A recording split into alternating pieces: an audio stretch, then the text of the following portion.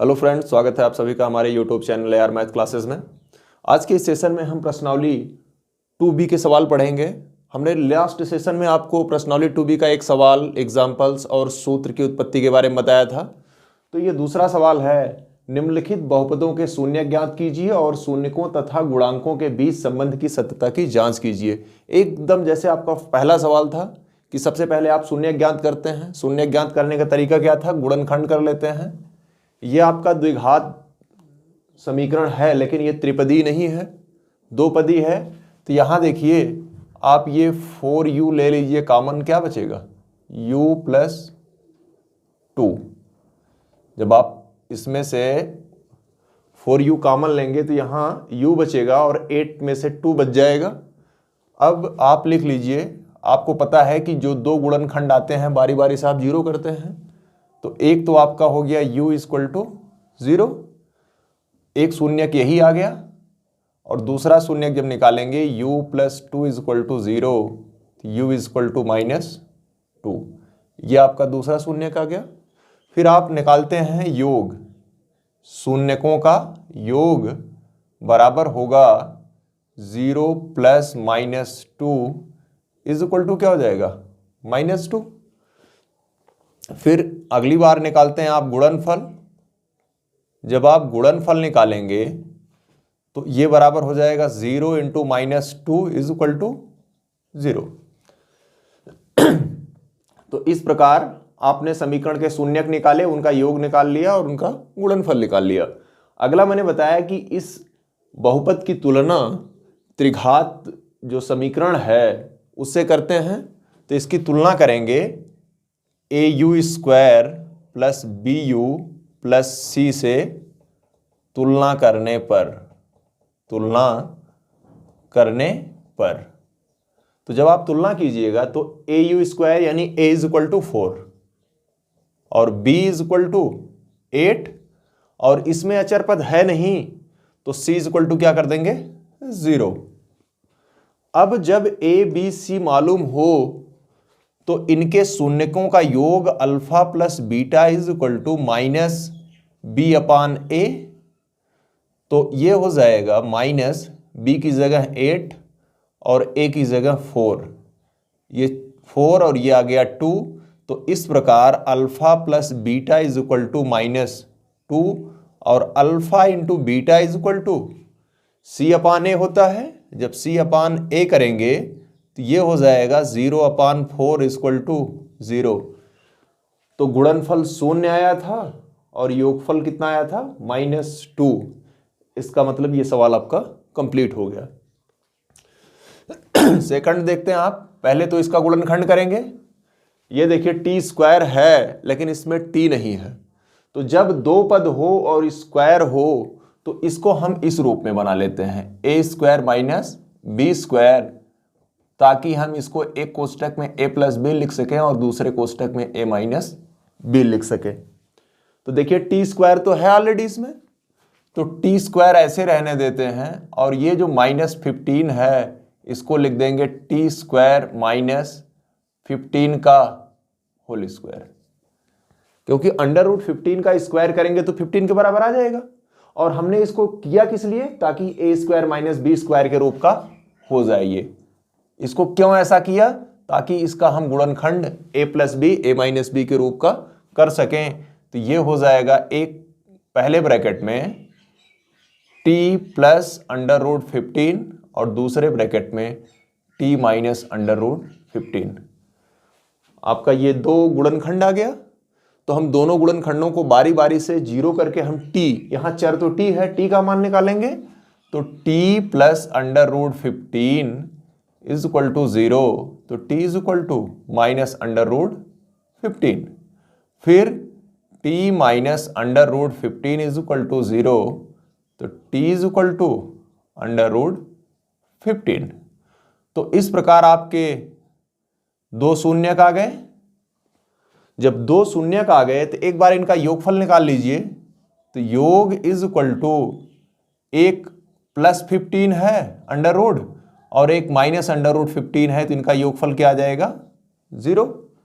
और जब इनका गुणनफल निकालेंगे तो गुणनफल बराबर एक आपका अंडर रूट 15 है और एक माइनस अंडर रूट 15 है, तो ये क्या हो जाएगा, minus under root 15 into under root 15 का क्या हो जाएगा 15।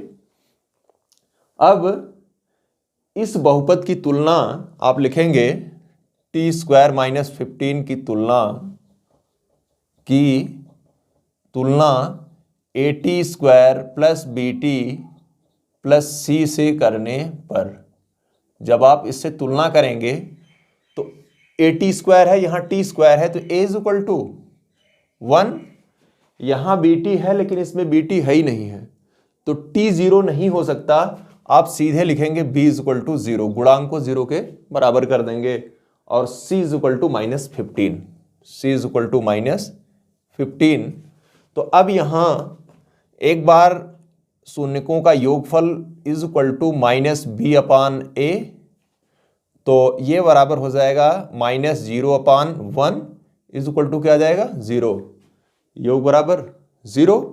और फिर आपका दूसरा alpha into beta is equal to C upon A, तो सी का मान minus 15 upon 1 is equal to minus 15, गुणनफल क्या आया है माइनस 15। तो इस प्रकार आपने इसके शून्यक निकाले, और शून्यक निकालने के बाद आपने प्रमाणित किया कि इसके शून्यक और गुणांकों के बीच की जो संबंध है वो क्या है, एकदम बिल्कुल सत्य है। तो आई होप आप, अगला तो एकदम बिल्कुल इजी है, और आपने, उम्मीद करता हूं कि आपने इस सवाल को लगाया होगा, फिर भी हमने हल किया। अब हम नेक्स्ट सवाल देखते हैं। तो तीसरा सवाल है प्रश्नावली 2B का, 2x square plus 3x plus lambda का एक शून्यक 1/2 है।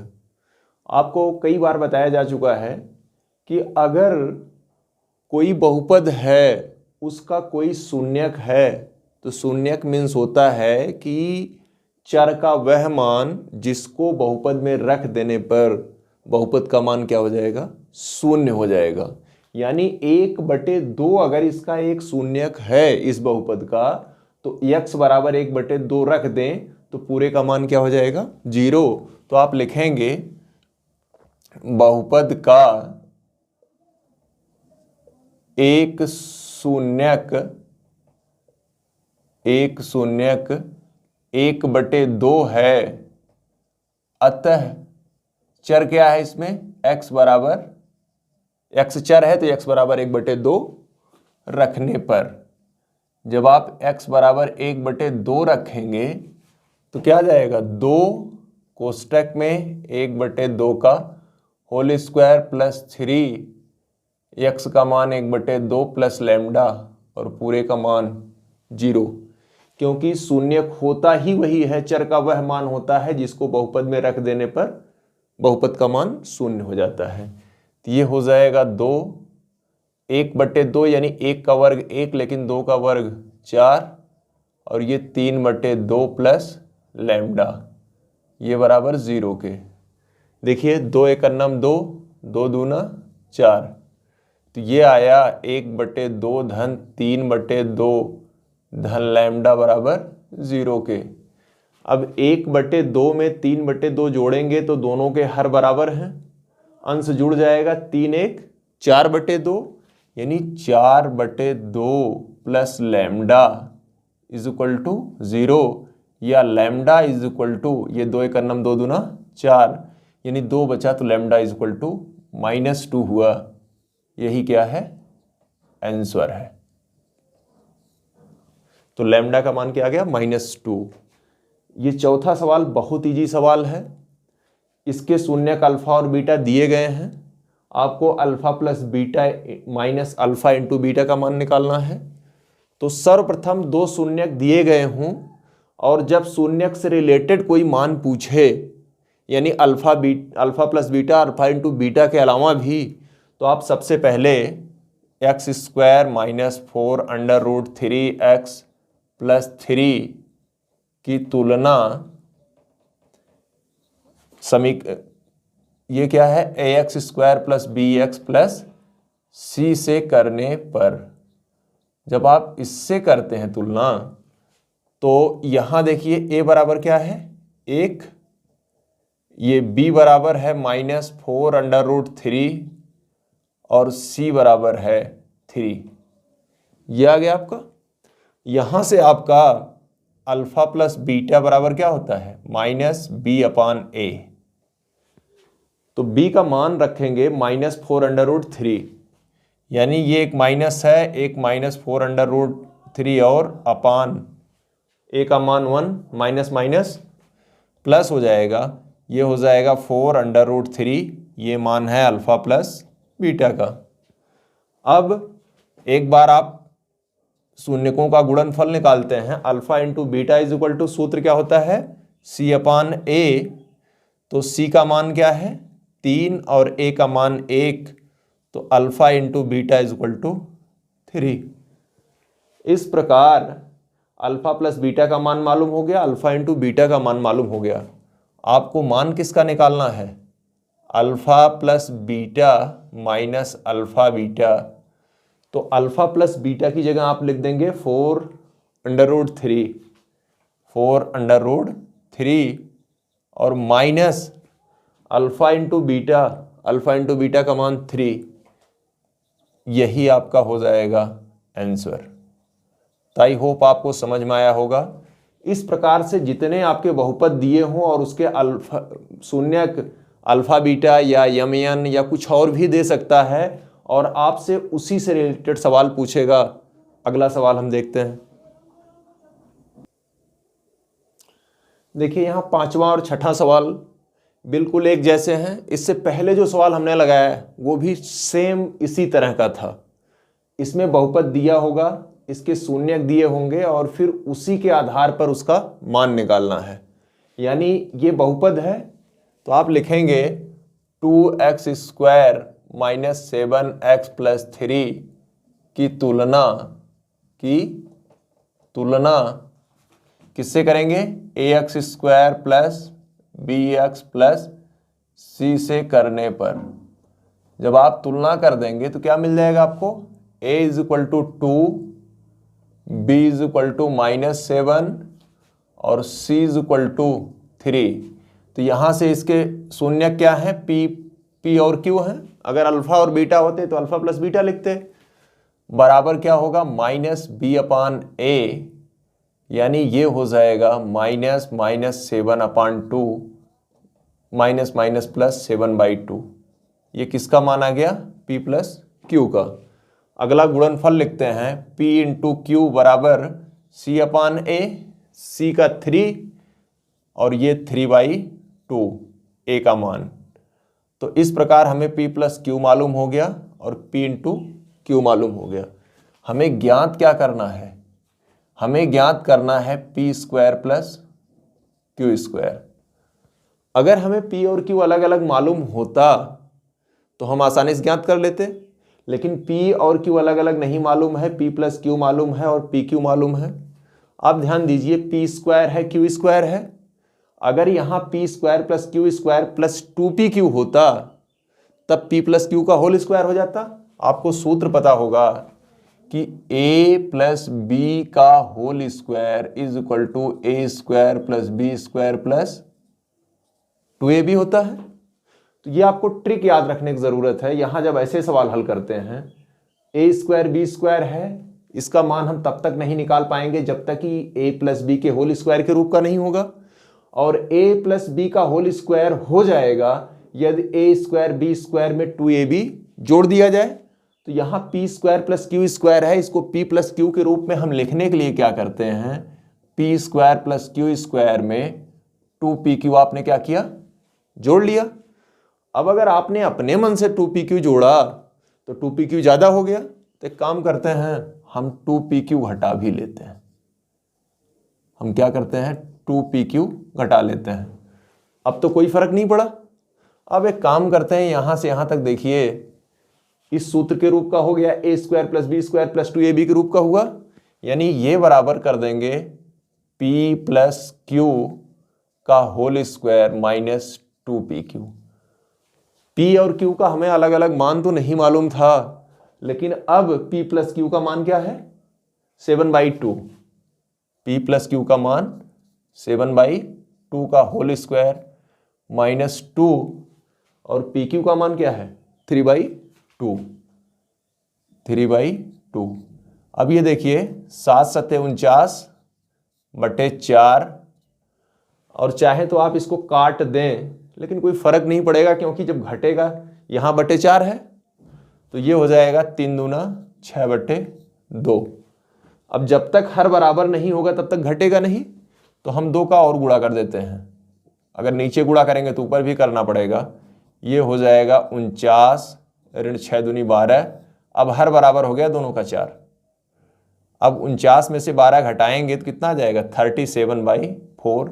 यही जो है p² + q² का मान है। उम्मीद करता हूं कि दोबारा बताने की जरूरत नहीं है। कोई प्रॉब्लम हो तो आप पीछे देख लीजिए। और यहां देखिए, इसमें हम डायरेक्ट करते हैं, हम बार बार तुलना नहीं करेंगे। ax² + bx + c की तुलना नहीं करेंगे। ऐसे देख लीजिए, a = 3, b बराबर ये a = 3 है, b = 11 है और c = -4 है। तो इसके दो मूल m और n हैं, तो m + n = -b/a, तो -11/3। और दूसरा m × n बराबर c/a, तो c की जगह -4/a यानी 3। m + n मालूम है, m × n मालूम है। एकदम ऊपर वाले की तरह हमने लिख लिया, ये चौथे की तरह, पांचवें की तरह। अब आपको निकालना क्या है, m/n। m और n का अलग अलग मान नहीं मालूम है, देखते हैं। m/n + n/m। हम हर बराबर कर लेते हैं। क्या करते हैं, हर बराबर करते हैं। उसके लिए m का इसमें ऊपर नीचे गुणा और n का इसके ऊपर नीचे गुणा, यानी ये हो जाएगा m का इसमें गुणा करेंगे तो क्या हो जाएगा m²/mn, और ठीक ऐसे n का गुणा करेंगे तो n²/mn। अब देखिए दोनों के हर बराबर हैं, दोनों के हर बराबर हैं तो आप क्या कर सकते हैं, जोड़ सकते हैं m² + n²/mn। और ये देखिए अब फिर से उसी रूप का हो गया p² + q²। जब p² + q² था तो हमने 2pq जोड़ा था, 2pq हटाया था और इसको p + q का होल स्क्वायर - 2pq किया था। तो अब इसको हम डायरेक्ट लिख देते हैं क्या, कि m + n का whole square -2mn/mn। I hope clear हो गया होगा। अब m + n का मान मालूम है और m × n का मान मालूम है। सारे मान आप यहीं रख दीजिए तो आपका क्या होगा, देखिए बराबर। आप चाहे तो सरल कर लीजिए, m n का इसमें भाग दे दीजिए और इसमें अलग अलग भाग देंगे दोनों में, तो यहाँ -2 आ जाएगा। और जैसे आपकी इच्छा हो या ऐसे डायरेक्ट लिख लीजिए। चलिए फिलहाल हम अलग अलग कर देते हैं। m + n का होल स्क्वायर बटे mn -2। दरअसल 2mn/mn करेंगे तो कट के क्या हो जाएगा, 2 आ जाएगा। अब m + n का मान 11/3 कर देंगे तो 11/3 का होल वर्ग 121/9 आएगा। और mn का मान आ जाएगा -4/3। आप हल करिएगा, ये बराबर क्या होगा, -11/3 का होल स्क्वायर बटे mn का मान -4/3, -4/3, और ये क्या हो जाएगा -2। अब ये 121/3, ये 3 चला आएगा नीचे और ये 3 चला जाएगा ऊपर। तो ये 3 नहीं बल्कि जब वर्ग करेंगे तो 9 होगा, 9 आएगा नीचे, 3 जाएगा ऊपर तो कट जाएगा, यानी 121/12 होगा। और फिर ये -2 आप हल कर लीजिएगा, आपका क्या आ जाएगा, आंसर आ जाएगा। हम नेक्स्ट सवाल देखते हैं। 9वां सवाल है, यदि बहुपद x² + x + k का एक शून्यक 1 है तो k का मान ज्ञात करो। इस टाइप का सवाल आपको बताया जा चुका है। कह रहा है कि इसका शून्यक 1 है, यानी x = 1 रखने पर। एक्चुअली शून्यक अगर x बराबर जितना होता है, शून्यक x बराबर उतना रखते हैं तो बहुपद का मान क्या हो जाता है, शून्य हो जाता है। तो ये हो जाएगा 1 का वर्ग, या पहले एक बार पूरा लिख लीजिए, x² + x + k = आप मान ही रख दीजिए सीधा, 1 का वर्ग प्लस 1 प्लस के, और इसका मान क्या हो जाएगा 0। अब 1 का वर्ग 1, फिर 1 प्लस के इज इक्वल टू 0, या 2 प्लस के इज इक्वल टू 0, के इज इक्वल टू -2। यही क्या होगा, आंसर हो जाएगा इसका। बहुत ही इजी सवाल। जब भी शून्यक की बात आए, कोई बहुपद में a b c d कुछ देगा और एक शून्यक देगा, तो जाहिर सी बात है उसी का मान पूछेगा। आपको कुछ नहीं करना है, चर के स्थान पर वही मान रख के बराबर 0 करके हल करके निकाल लीजिए। एक द्विघात बहुपद ज्ञात करो जिसके शून्यकों का योग और गुणनफल दिया हुआ है। यानी योग पहला जो है, यानी alpha plus beta is equal to पहला योग है और दूसरा क्या है, गुणनफल है। फिलहाल पहले सवाल में दोनों एक एक हैं।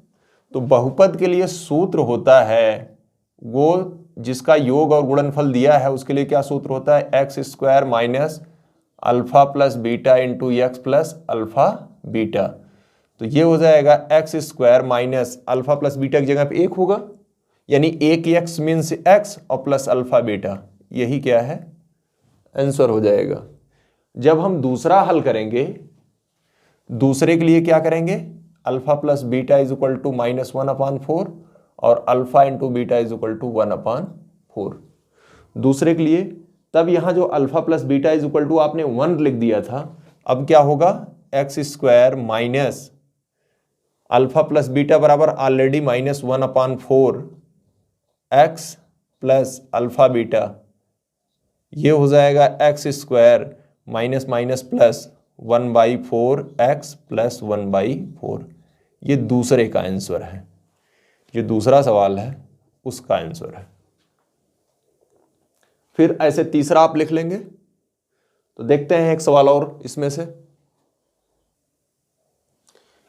तो 2b का एक और सवाल देख लेते हैं, 14वां। गुणनखंड द्वारा बहुपद 7y² माइनस 11/3y माइनस 2/3 के शून्यकों को ज्ञात करो। आपको पता है कि जब हमें शून्य ज्ञात करना होता है तो क्या करते हैं, हम इनका गुणनखंड करते हैं। तो सबसे पहले फिलहाल हम गुणनखंड कर लेते हैं। तो जब इसका हम गुणनखंड करेंगे 7y² माइनस 11/3y माइनस 2/3, यानी 11/3 को ऐसे दो भागों में तोड़ना है कि जोड़ने पर 11/3 तो आ जाए, लेकिन गुणा करने पर 7 दूनी 14/3 आ जाए। यानी इसको आप लिख सकते हैं 7y² माइनस, देखिए ध्यान से, आपको तो यहाँ आपको ये 11/3 है, इसको ऐसे दो भागों में तोड़ना है कि ये जोड़ने पर तो -11/3 आ जाए और गुणा करने पर -14/3 आ जाए। तो एक तो आप सीधा सीधा देख लेते हैं, इसको हम -14/3y लिखते हैं और +1y -2/3। एक तरीका तो ये है। देखिए जैसे 14 है, जब इसमें +1 करेंगे तो 3/3 करेंगे तो 14 - 3 बराबर कितना हो जाएगा, 11 आ जाएगा। और यहाँ से 14/3 इंटू 1 इज इक्वल टू -14/3। अब दो एक साथ ले लेंगे, पहले दोनों को और ये दोनों को एक साथ। तो आप देखिए पहले में से हम 7 कॉमन लेंगे। क्या कॉमन लेंगे, 7 कॉमन लेंगे और y कॉमन लेंगे। तो क्या हो जाएगा, y ऋण 2/3, और दूसरे में कॉमन की कोई ज़रूरत नहीं क्योंकि जो कोष्टक में बचा है वही यहाँ लिखा हुआ है। अब आप y माइनस 2/3 कॉमन ले लीजिए, तो क्या आ जाएगा 7y + 1। इसमें कुछ नहीं, बस यही गुणनखंड थोड़ा सा यहाँ ये फंसाने वाला था आपका।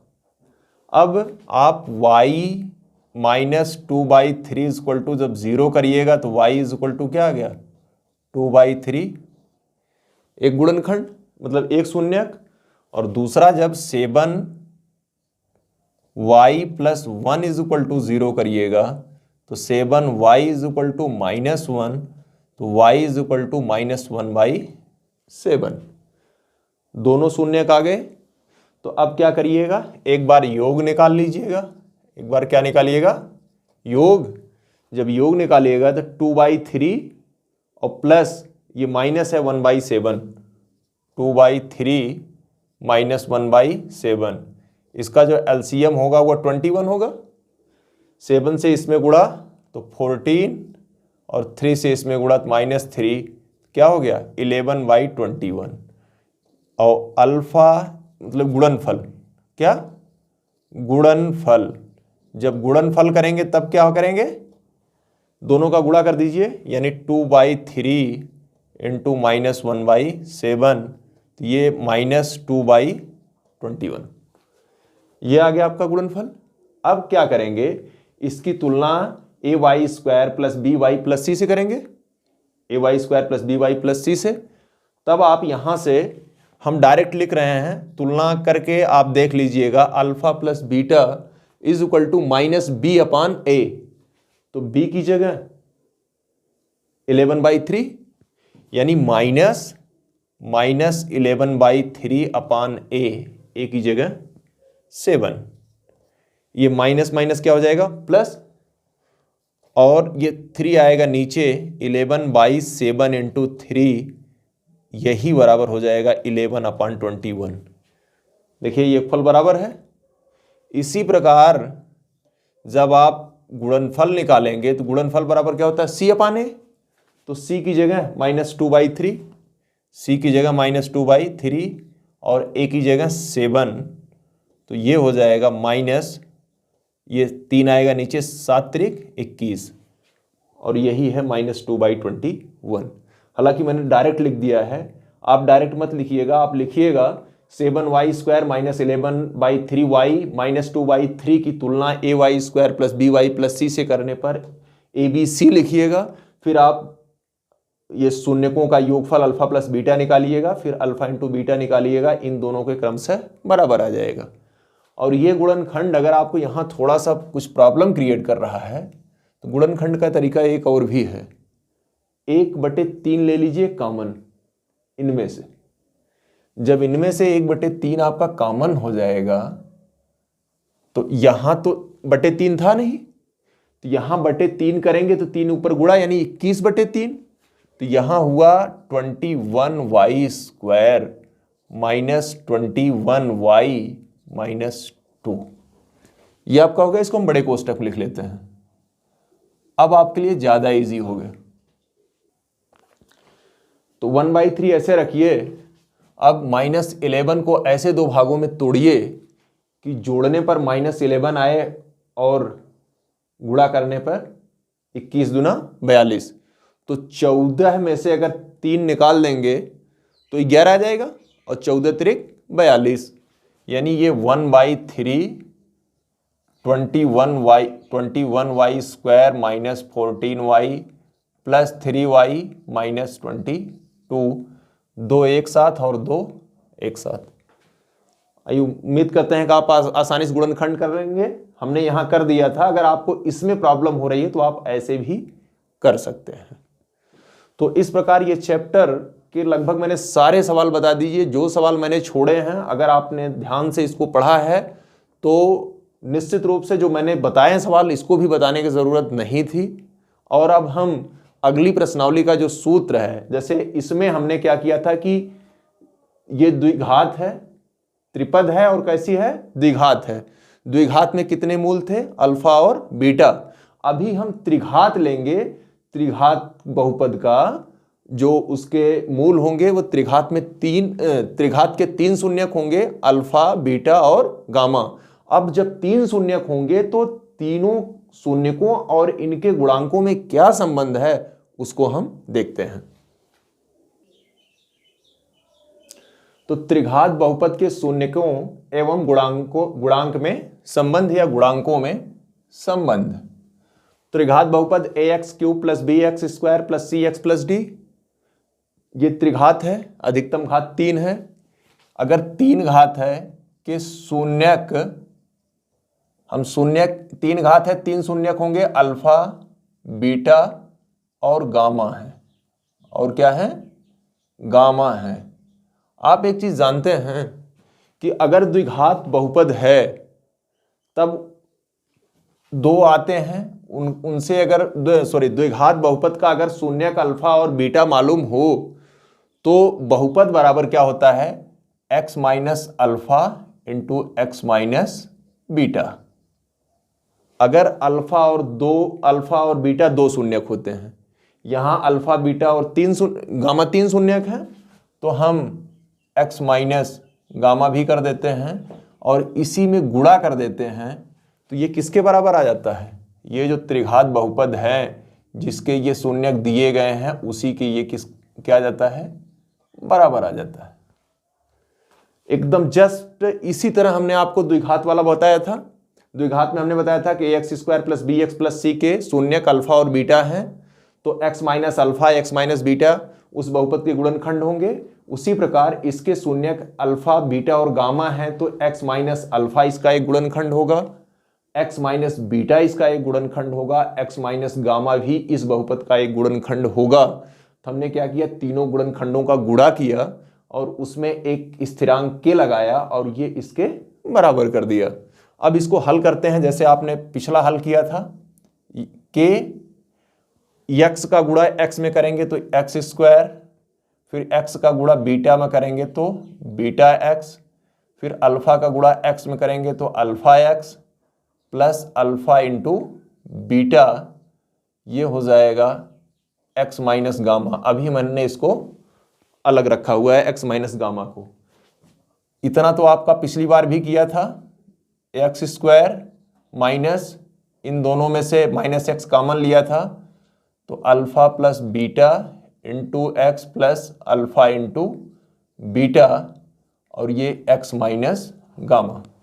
अब हम एक्स माइनस गामा का भी इसमें गुणा करते हैं, तो पहले एक्स का गुणा करेंगे तो क्या हो जाएगा, के एक्स का गुणा एक्स स्क्वायर में तो एक्स क्यूब, फिर एक्स का गुणा इसमें अल्फा प्लस बीटा, एक्स का गुणा करेंगे तो क्या हो जाएगा एक्स स्क्वायर, फिर एक्स का गुणा इसमें करेंगे तो क्या हो जाएगा अल्फा बीटा इंटू एक्स। ये एक्स का गुणा हमने तीनों में कर दिया। अब माइनस गामा का गुणा तीनों में करेंगे, तो माइनस गामा का गुणा प्लस एक्स स्क्वायर में करेंगे तो minus gamma X square, minus gamma का गुणा इसमें करेंगे तो minus minus plus alpha plus beta into gamma into x, और माइनस का गुणा अल्फा प्लस बीटा में करेंगे तो क्या हो जाएगा माइनस अल्फा बीटा गामा। थोड़ा सा आप प्रयास कीजिएगा समझने का, बार बार वीडियो देख करके, अगर नहीं समझ में आ रहा हो तो ये बराबर हो जाएगा के, ये देखिए थोड़ा सा गलती हुई है, हमने एक्स का गुणा जब एक्स में किया था तो ये एक्स स्क्वायर नहीं बल्कि एक्स का गुणा जब एक्स स्क्वायर में करेंगे तो एक्स क्यूब आएगा। तो यहां देखिए एक्स क्यूब आ गया, यहां देखिए एक्स स्क्वायर है और यहां एक्स स्क्वायर है। दोनों में से अगर माइनस एक्स स्क्वायर कॉमन लें तो अल्फा प्लस बीटा और यहां क्या बच जाएगा प्लस गामा एक्स स्क्वायर। और एक चीज देखिए, यहां अल्फा बीटा एक्स है और ये गामा का अंदर गुणा कर दीजिए, तो गामा का अंदर गुणा होगा तो अल्फा गामा और फिर गामा का बीटा में गुणा होगा तो बीटा गामा। अब यहां से इसमें और इसमें कॉमन एक्स है दोनों में, तो आप एक्स कॉमन लीजिए, दोनों प्लस हैं तो एक्स कॉमन लेंगे तो यहां क्या बचेगा अल्फा बीटा, और यहां देखिए कि गामा का अंदर गुणा करेंगे तो plus beta gamma plus alpha gamma into x minus alpha beta gamma. थोड़ा सा कैलकुलेशन लेंदी है, आपके सिलेबस में कैलकुलेशन नहीं है, फिर भी हम आपको बता रहे हैं, आप समझिएगा, अगर समझ में आता तो अच्छी बात है, नहीं तो फिर लास्ट में रट लीजिएगा इसके सूत्र।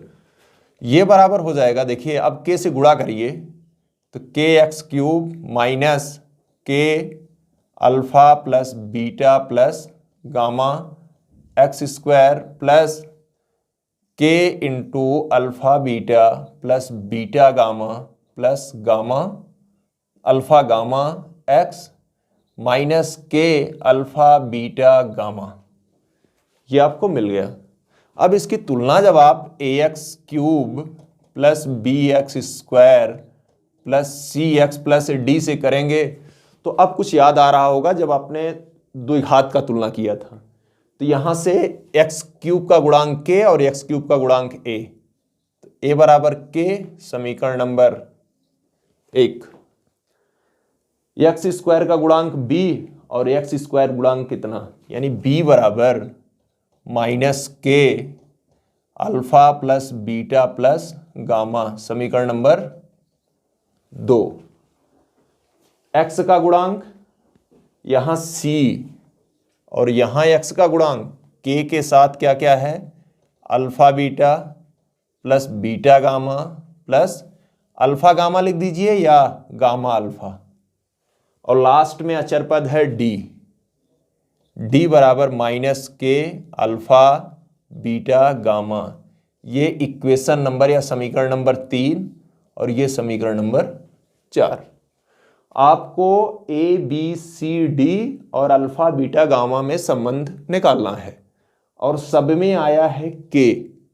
तो जब सब में k आया है तो आप पहले कर चुके हैं, k को आप भाग दे करके हटाते हैं, तो आप 2 में 1 का भाग दे दीजिए। 2 में 1 का भाग, जब 2 में 1 का भाग देंगे यानी समीकरण 2 भागे समीकरण 1, तो b अपान a बराबर ऊपर आएगा minus K alpha plus beta plus gamma upon K कैसे कैंसिल, ये माइनस इस तरफ कर दीजिए तो ये माइनस हो जाएगा, यानी alpha plus beta plus gamma is equal to minus B upon A.